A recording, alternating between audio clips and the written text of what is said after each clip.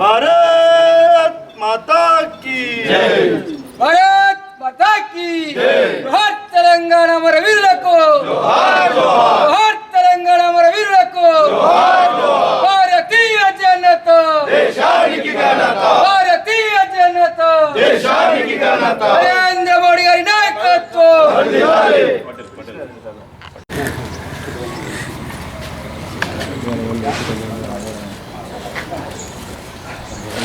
ఎవరు రాకుండా చెప్పండి కొద్దిగా యాక్షన్ రిప్లై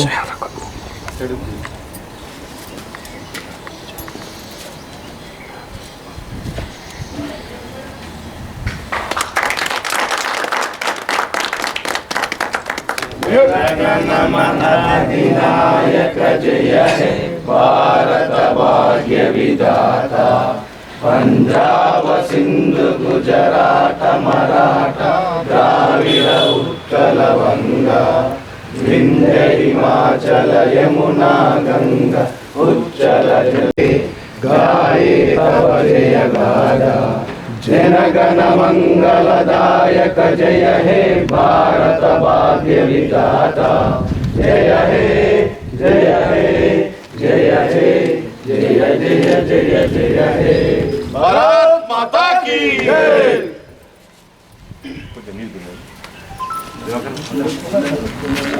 ముందుగా 17th సెప్టెంబర్ స్వాతంత్రం వచ్చిన రోజు సందర్భంగా జిల్లా ప్రజలకు శుభాకాంక్షలు మరియు పాత్రికేయ మిత్రులకు కూడా శుభాకాంక్షలు తెలియజేస్తూ ఉన్నాం।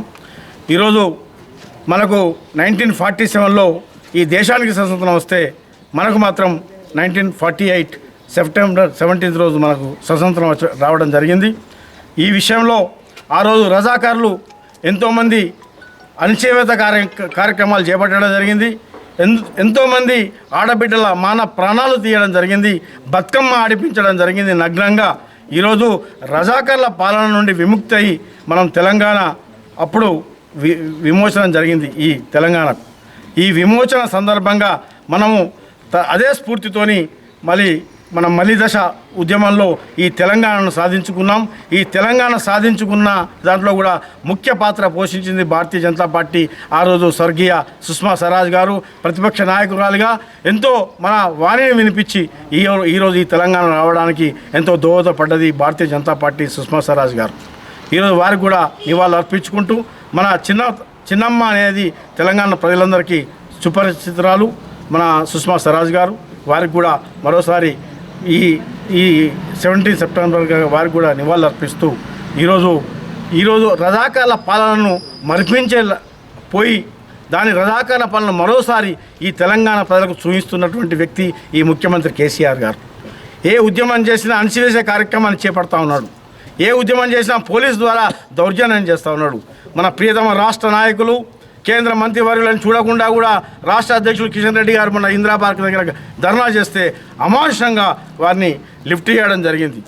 ఒక మంత్రిని కూడా చూడకుండా కూడా లిఫ్ట్ చేయడం జరిగింది। ఇంత సేమ్ రజాకార్లు ఆ కాలంలో ఎలా చేసినారో ఇవాళ ఈ రజాకార్ ముఖ్యమంత్రి కేసీఆర్ గారు అదే చేస్తారు।